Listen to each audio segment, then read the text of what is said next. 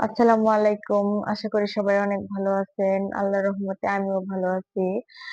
আপনাদের দোয়া ও ভালোবাসায়। আসলে আমি আজকে আপনাদেরকে আমার জীবন সম্পর্কে কিছু কথা বলতে চাই, যা আমি আগে কখনো বলিনি। আসলে আমি একসময় হিন্দু ছিলাম। আমি এখন ইসলাম ধর্ম গ্রহণ করেছি। বিগত ৬ বছর যাবৎ আমি ইসলাম ধর্মে আছি। তার আগে আমি হিন্দু ছিলাম। আলহামদুলিল্লাহ অনেক ভালো আছি।